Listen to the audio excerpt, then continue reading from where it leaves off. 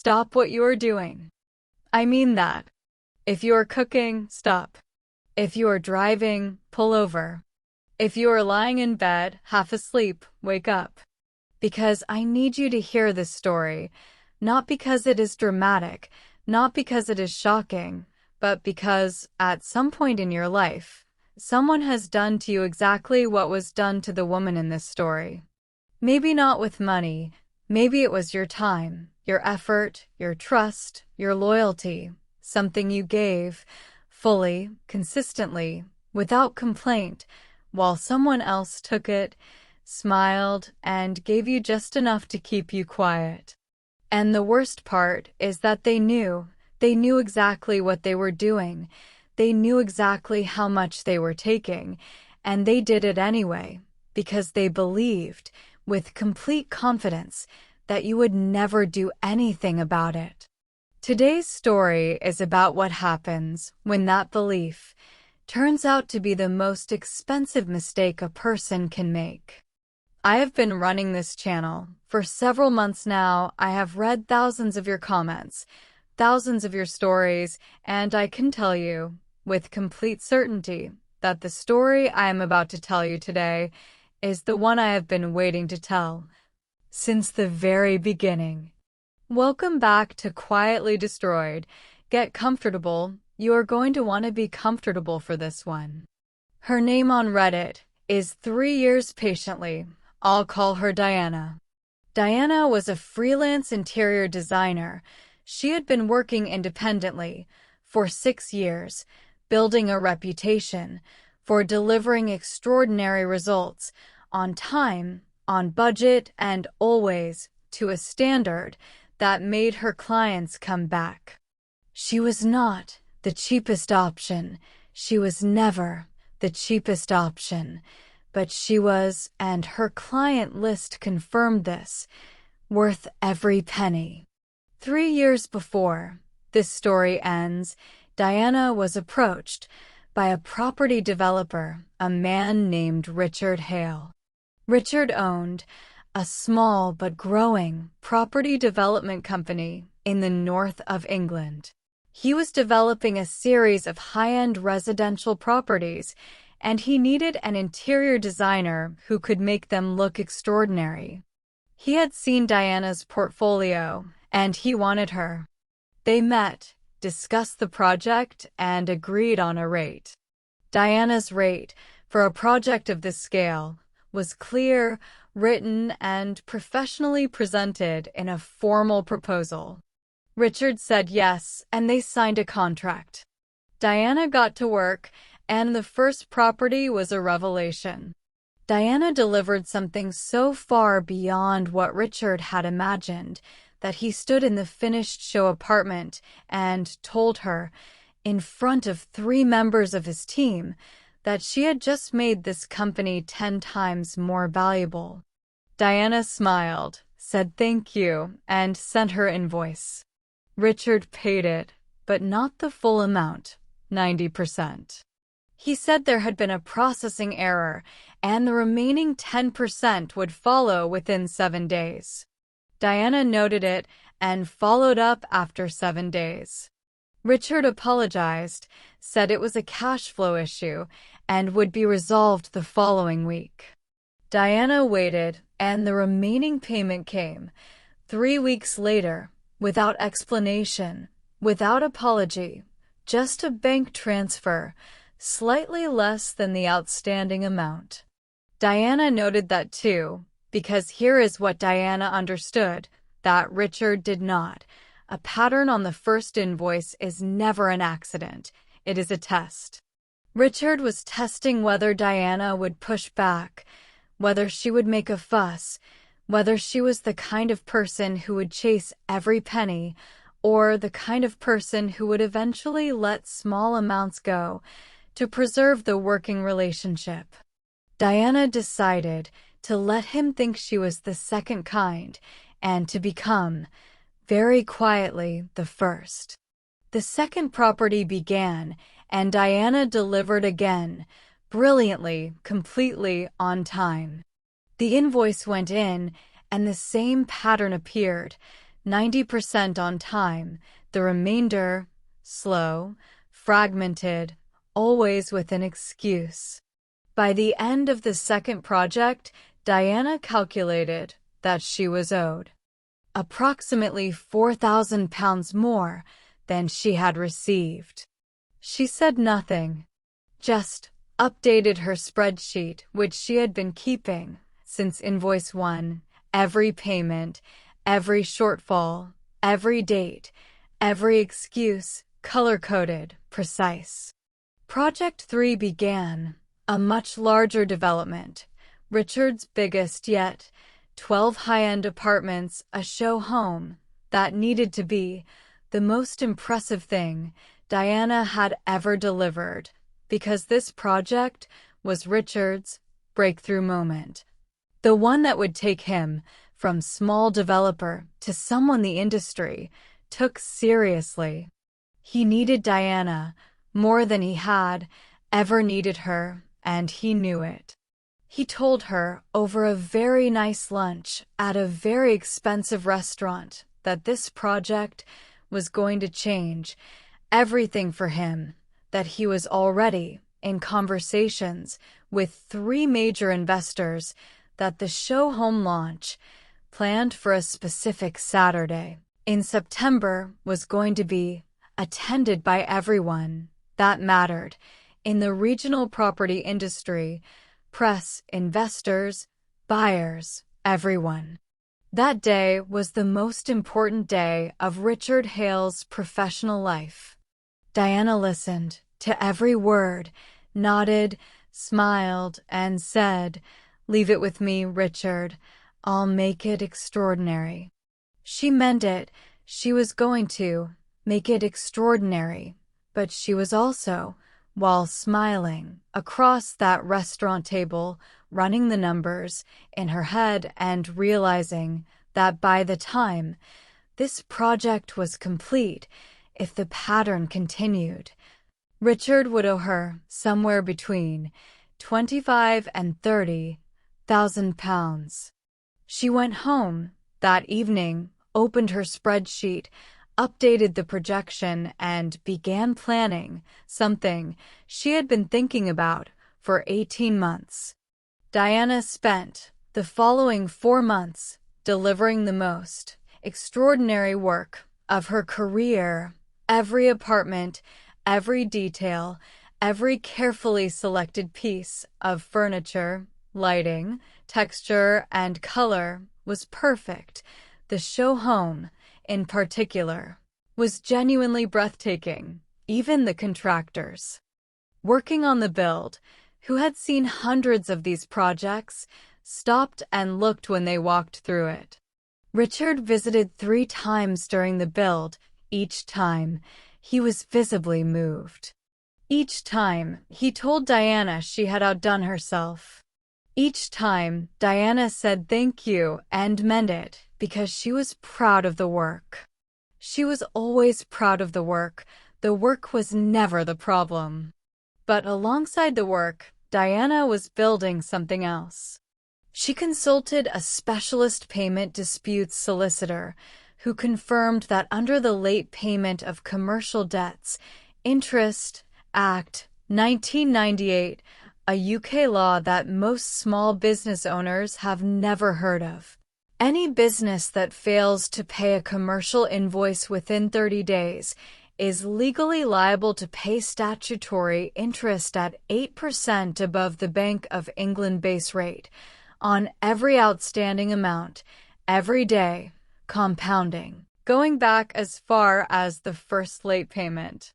Diana opened her spreadsheet, applied the calculation, ran the numbers.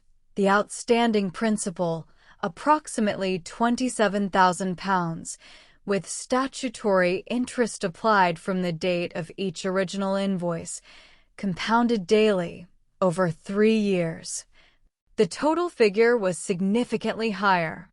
She also spoke to a construction industry payment specialist who told her about something called a statutory demand, a formal legal document that, when served on a business, gives that business 21 days to pay an outstanding debt, or face a winding-up petition being filed against the company. In other words, a formal process that, if not resolved, could result in Richard's company being forced into insolvency.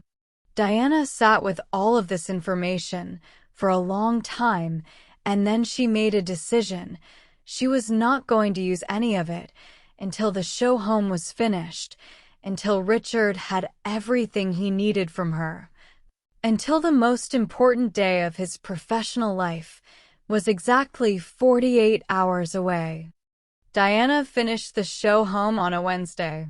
It was, genuinely, the best work she had ever done. She photographed everything, documented every detail, and sent Richard a formal completion notice.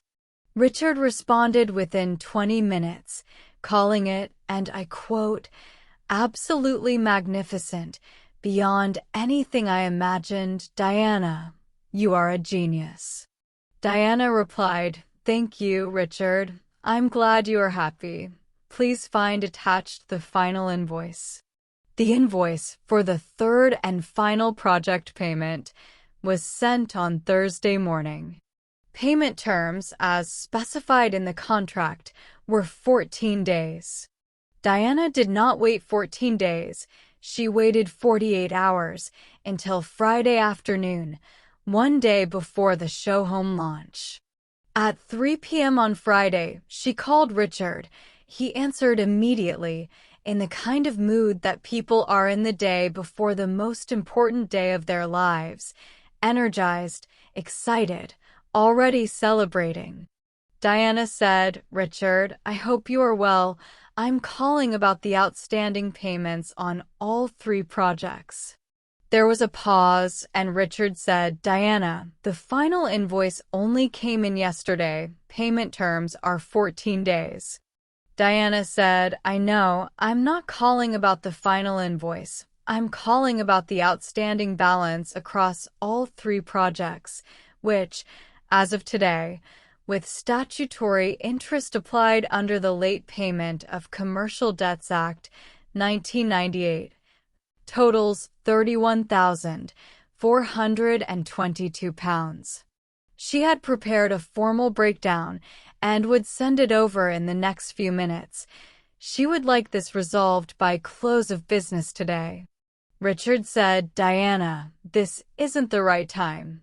Diana said, "I know, and I'm sorry about the timing, but I have been waiting for the right time for 3 years, Richard, and it never came. So, close of business today, or my solicitor will be serving a statutory demand on your company Monday morning, which, as I'm sure your investors are aware, would need to be declared in any active investment." Conversations. "I'll send the breakdown now and enjoy the launch tomorrow." She ended the call, sent the breakdown, made herself a cup of tea, and waited. Richard called back. In 40 minutes, his tone was entirely different. He said there had been a serious miscommunication, that he had no idea the payments had been so consistently short, that he was mortified. Diana said, "I have 3 years of invoices, payment records, and a detailed spreadsheet, if you would like to go through them together." Richard said that would not be necessary. He asked if she would accept a bank transfer that evening. Diana said, "Full amount, £31,422, yes." At 7:43 p.m. that Friday evening, one day before the most important day of Richard Hale's professional life, Diana's phone lit up. A bank transfer notification, £31,422, full amount, every penny. Diana set her phone down, looked at the notification for a long time, and then she opened her laptop and archived the spreadsheet. 3 years of work, every invoice, every shortfall, every excuse, filed away, done. The following Saturday, Richard's show home launch went ahead. Diana heard from a contact in the industry that it was a success. Investors attended, press attended, several apartments sold off plan on the day. Richard's breakthrough moment happened exactly as he had planned. Diana heard this and felt nothing complicated about it, because Diana had not wanted Richard to fail. She had never wanted Richard to fail. She had simply wanted what she was owed, and now she had it. She posted on Reddit that evening, and at the end of her post, she wrote something that I think is one of the most quietly powerful things I have ever read. She said, "People think patience means waiting for someone to change. It doesn't. Patience means building your case until it is completely impossible to ignore, and that is a valuable lesson." Richard didn't pay me because he felt guilty. He paid me because I had made it mathematically impossible not to. That's not patience as a virtue, that's patience as a strategy, and there is a difference. Richard thought Diana was grateful, he thought, because she kept delivering brilliantly, kept smiling, kept saying thank you, that she was someone who valued the relationship over the money. He was wrong. She valued both. She was simply smart enough to know that you do not cash in a strategy before it is ready. I want to say something to every freelancer, every contractor, every self-employed person listening to this right now, because this story is for you specifically. If someone is underpaying you, do not let it go. Do not preserve the relationship at the expense of what you are owed. You can do both. Document everything, every invoice, every payment, every shortfall, every excuse, and learn. The Late Payment of Commercial Debts Act, 1998, it exists. It is your legal right, and the interest it entitles you to compounds every day. The longer they wait, the more they owe. Diana did not damage Richard's business. His show home launch was a success, and that's all there is to it. His investors attended. His apartment sold. His reputation in the industry remains intact. But so does Diana's bank balance and her self-respect and the knowledge that patience, when it is a strategy, always wins. That is the end of episode 9, here on Quietly Destroyed. If you are a freelancer, a contractor, a self-employed person who has ever been shortchanged, leave a comment below. Tell me your story. Because I have a feeling a lot of you have a spreadsheet you never knew what to do with. You know what to do with it now. Subscribe and turn on notifications, because next week we have a story about a woman whose sister announced her own pregnancy at our narrator's wedding reception on purpose. Our narrator smiled through the whole speech and then waited exactly 14 months. You will not want to miss it. I'll see you then. Keep your records, know your worth, and remember, the best revenge is always served cold, and that is represented by a black heart.